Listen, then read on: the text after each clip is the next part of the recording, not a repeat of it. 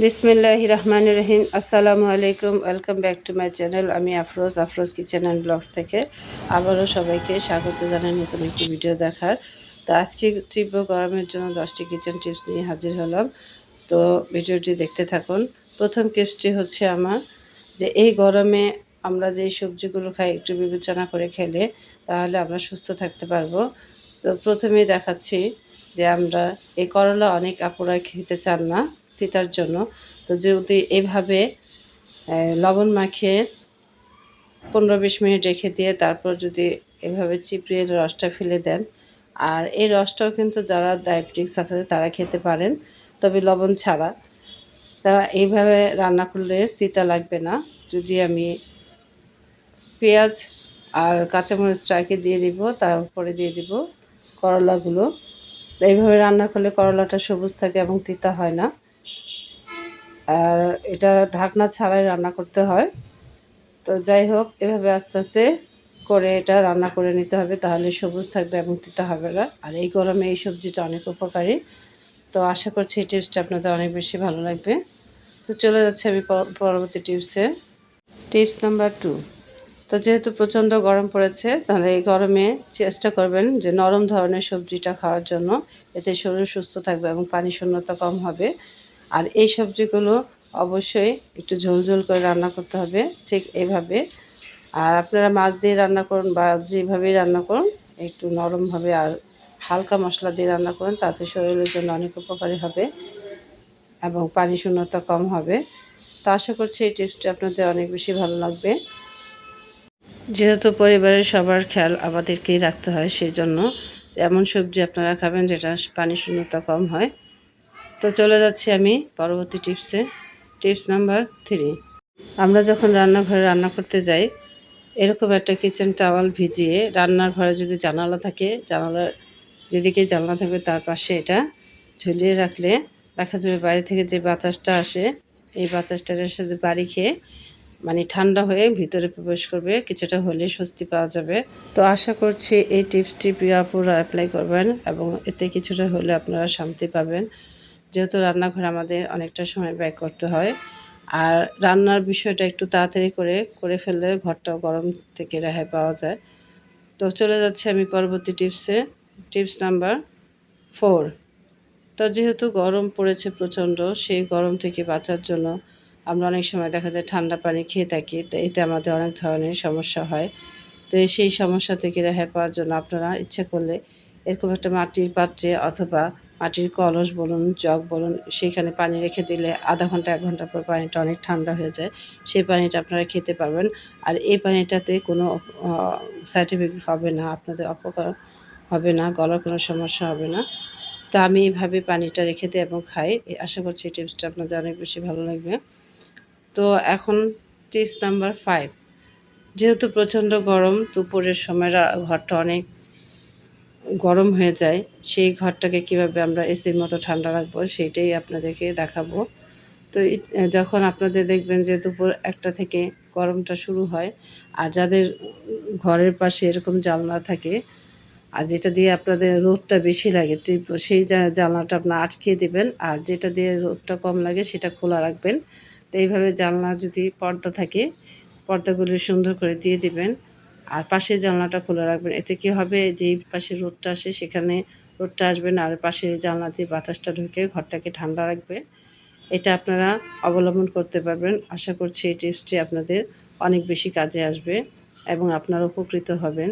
যেহেতু প্রচণ্ড গরমে ঘরটাও আমাদের ঠান্ডা রাখতে হয়, এই জন্য এই টিপসটি আপনারা অ্যাপ্লাই করতে পারেন।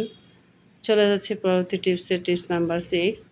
তো এইখানে আমরা যেহেতু দুপুরবেলা ঘরটা অনেক গরম হয়ে যায়, সেই সময় আমরা এই পর্দাগুলোর উপরে একটু ঠান্ডা পানি স্প্রে করে দিলে দেখা যাবে ঘরটা অনেকটাই ঠান্ডা হয়ে যায়।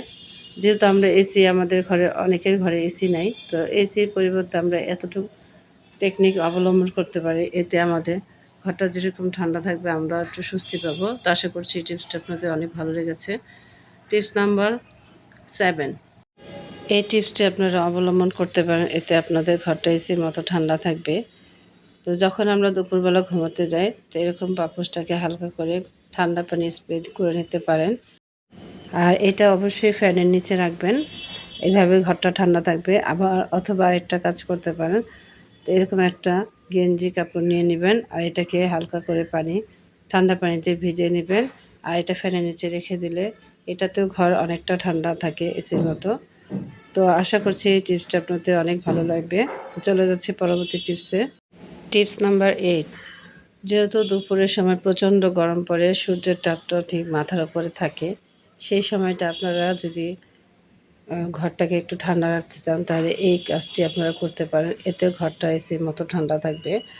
তো যেহেতু বারান্দার পাশে রুম থাকলে তো এইভাবে রুমটাকে আগে জানলাটা আটকে দেবেন এবং আধা বালতি পানি নেবেন আর এভাবে বারান্দার মধ্যে পানিগুলো ঢেলে দিবেন। এতে গরমে যে তাপটা সেই পানির উপর পড়বে এবং এতে ঘরের মধ্যে তাপটা যাবে না আর পানিটা এই তাপটাকে শোষণ করে নেবে। এতেও ঘরটা অনেকটা ঠান্ডা থাকবে। চাইলে আপনারা এই কাজটি করতে পারেন। আশা করছি এই টিপসটা আপনাদের অনেক বেশি উপকৃত হবে। তো আমি চলে যাচ্ছি আমার পরবর্তী টিপসে, টিপস নাম্বার 9। তো যেহেতু প্রচণ্ড গরমে জনজীবন অতিষ্ঠ হয়ে গেছে, এই সময়টা আমরা আসলে আমাদের কারোরই ভালো লাগে না। তো অনেকে দেখা যায় গরমের মধ্যে খুশখুশি কাশি হয়। তো এই কাশি থেকে নিস্তার পেতে আপনারা এইভাবে লং খেতে পারেন অথবা পুদিনা পাতা চাবাতে পারেন, এতে আপনাদের অনেক উপকার হবে। তো চলে যাচ্ছি পরবর্তী টিপসে, টিপস নাম্বার 9। তো যেহেতু প্রচণ্ড গরমে সবাই অশান্তিতে আছে, তো এই অশান্তি থেকে কিছুটা শান্তি পাওয়ার জন্য এবং স্বস্তিতে থাকার জন্য আমরা এই টিপসটা অবলম্বন করতে পারি। যেহেতু প্রচণ্ড গরম দুপুরবেলায় পড়ে, তো সেই ক্ষেত্রে ঘরটাকে ঠান্ডা রাখার জন্য, এসির মতো ঠান্ডা করার জন্য আমরা ঘরের ভিতরে আধা বালতি পানি অথবা বড় একটা বলের মধ্যে পানি দিয়ে উপরে কিছু বরফের টুকরা দিয়ে দিতে পারি এবং এটা আমি একদম ফ্যানের নিচে বরাবর রেখে দিব।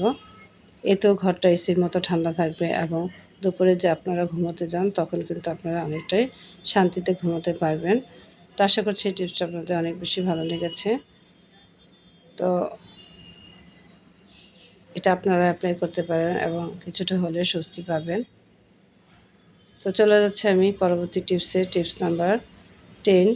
প্রিয় আপুরা, এই টিপসটা অনেক কার্যকরী টিপস, এটা আপনারা অ্যাপ্লাই করে দেখতে পারেন, এটা অনেকটাই উপকৃত হবেন। তো এইভাবে আপনারা যখন দুপুরবেলা ঘুমাতে যাবেন, তো পাশে এরকম কয়েকটি বড় বড় বরফের টুকরা দিয়ে আর যদি টেবিল ফ্যান থাকে তাহলে সেটাকে ছেড়ে দেবেন। তো এই টেবিল ফ্যানের বাতাসে আর ওই জানলা দিয়ে বাতাস আসবে, এটা দিয়ে আপনি বরফের থেকে যে একটা ঠান্ডা হাওয়া বের হবে সেটা আপনাদের ঘরটাকে এসির মতো ঠান্ডা করার জন্য উপযোগী হবে এবং আপনারা অনেক শান্তি পাবেন। তো আশা করছি এই টিপসটা আপনাদের অনেক বেশি ভালো লেগেছে। আর এই টিপসগুলো যদি আপনাদের ভালো লেগে থাকে তাহলে আমার চ্যানেলটাকে লাইক এবং সাবস্ক্রাইব করে পাশে থাকতে পারেন। আর যারা অলরেডি কাজটি করেছেন তাদেরকে জানাই অসংখ্য ধন্যবাদ এবং মন থেকে দোয়া ও ভালোবাসা। তো আশা করছি এই টিপসগুলো আপনাদের কিছুটা হলেও গরমের থেকে রেহাই দিতে পারবে এবং সুস্থ থাকতে পারবেন। তো আবারও দেখা হবে। আল্লাহ হাফেজ।